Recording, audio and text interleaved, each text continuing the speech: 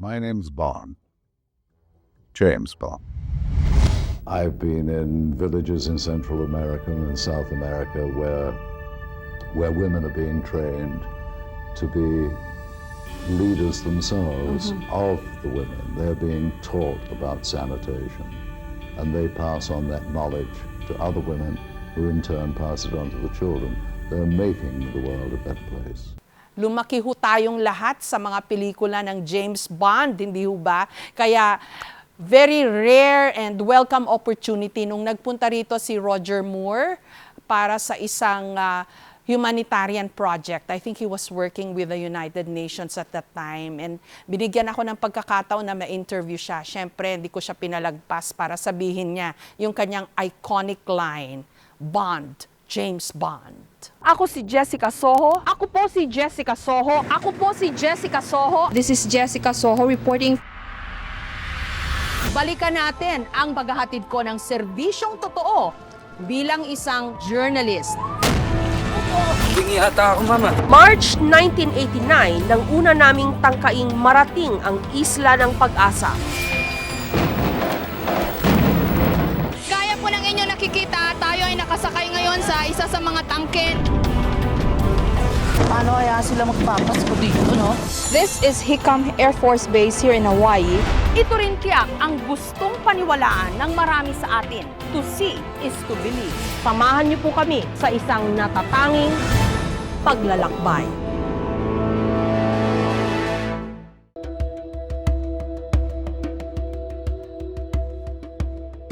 August 1991 nang hinirang si Roger Moore bilang Special Representative for the Film Arts ng UNICEF o ng United Nations Children's Fund.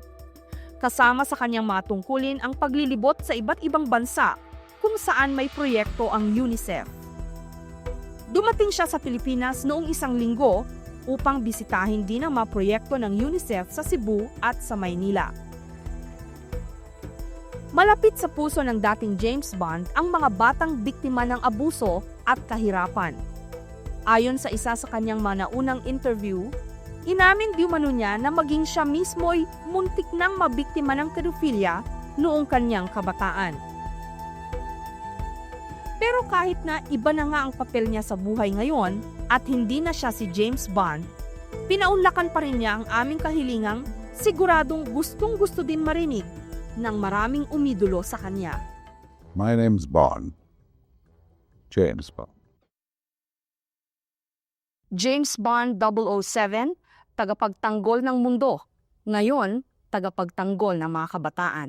Mga kaibigan, ikinararangal ko pong ipakilala si Mr. Roger Moore, James Bond. Welcome to the Philippines, Mr. Moore, and welcome to Brigada Siete. Thank you very much. First of all, I want to know how and why did you become a special representative for the United Nations, particularly for children's rights? Oh, well, it came about because of Audrey Hepburn about 7 years ago asked me to help her co-host the Danny Kaye International Children's Awards, which was an annual program for talented young children selected from around the world, which was a platform to advocate children's rights and children's issues. And I listened to Audrey talk, and I listened to a number of my fellow actors like Peter Ustinov and Liv Ullmann talk and Harry Belafonte. And I decided I wanted to learn for myself. And so I became a representative. I was highly honored to be asked and be given a piece of paper to sign and to wear my badge. But why children in particular? Is this a cause that you picked on later in your life, or is there something in your past that somehow gave you a soft spot for children? Well, I believe it or not, 400 years ago, I was a child myself. 400 years ago. That was an awfully long time. No, actors are usually called upon to help in one charity or another. And for many years, I was chairman of an organization called SOS Stars Organization for Spastics, which is now non-politically correct to say, but SCOPE it is called. And And also I was a member of the Variety Club of Great Britain, which is an organization which devotes itself to helping children, particularly handicapped children. And then about 15 years ago, I moved out of England. I moved to Switzerland. And I could no longer work with those organizations. And so to me, it seemed an ideal opportunity to continue doing something which I'd always loved being associated with in the past. But otherwise, you've had a very happy childhood, I I suppose. had an exceedingly happy childhood. I was a very lucky child.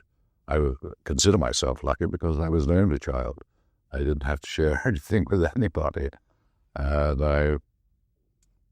I had a wonderful mother, and I have a wonderful father who is now 92. He just celebrated his birthday. What do you think of Filipino children in general? You've traveled to Cebu and some parts of Manila.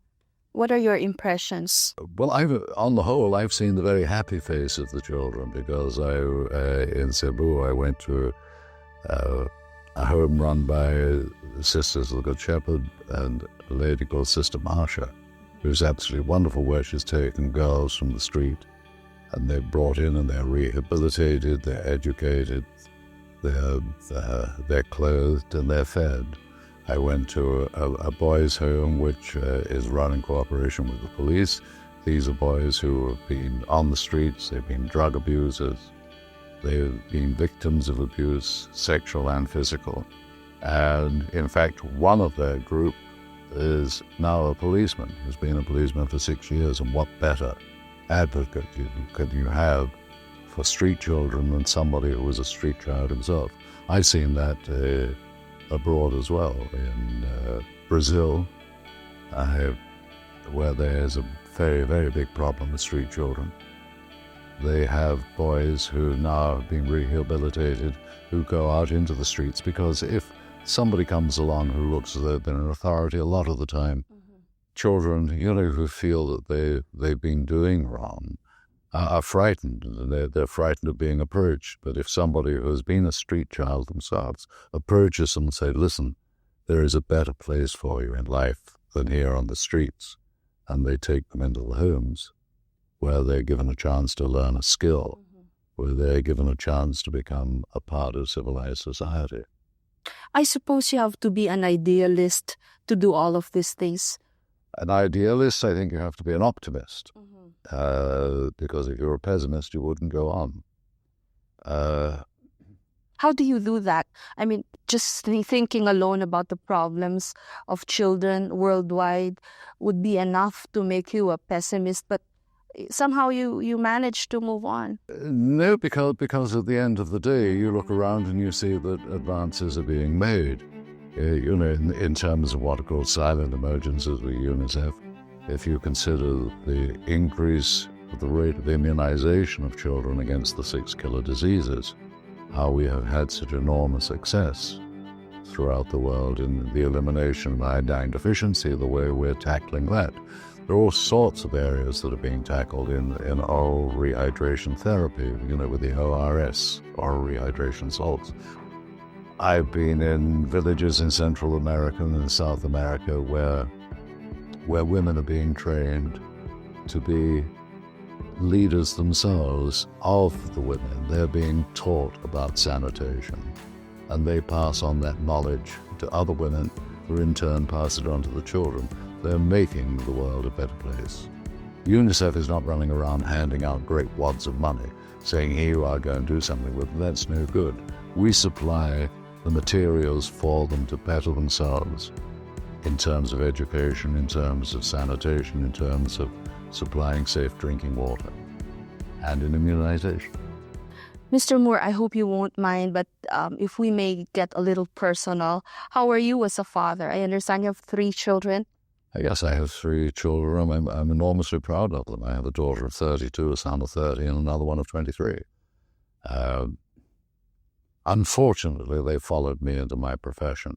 Oh, they're all in the... They're all in the entertainment profession. My daughter is an actress.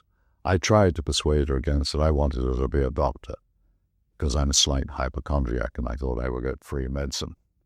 But she decided she wanted to be an actress. What did you feel when they started taking on new faces to play James Bond, like Pierce Brosnan? Well, I was delighted for Pierce Brosnan. I rather like him. He's a friend of mine. And I replaced Sean Connery. And I'm sure Sean Connery didn't feel any bitterness towards me. He was fed up with doing it, as I had made 7 of them, and it was time I got off the pot. So I'm quite happy about it. Both Timothy Dalton and Pierce Brosnan who took over Bond. You're being an ambassador for children's rights, a special representative for children's rights. Has this in any way affected your career in the movies? Has this somehow gave you a change of image? Well, the parts I really would like to play are villains, because I always felt, even when I was playing Bond and playing heroes, that the ones with the best lines were the villains. Mm-hmm. Now you can't play villain. But I did a film where I played a villain with Jean-Claude Van Damme, but I was a nice villain, and I certainly would not play a part that would show me treating children in a bad light. Mm-hmm. So I must say that it limits parts I can play. So it has affected me and affected my career in one sense. But it doesn't matter, because I'm very happy doing what I am. Would you mind if I ask you how old you are? I'm quite old. I'm 68. You're 68. Thank you very much. You're supposed to say you don't look it. I'm going. You don't look it. Thank you very much, Mr. Moore. Thank you. And thank you for coming to the Philippines. Thank you. I will be back.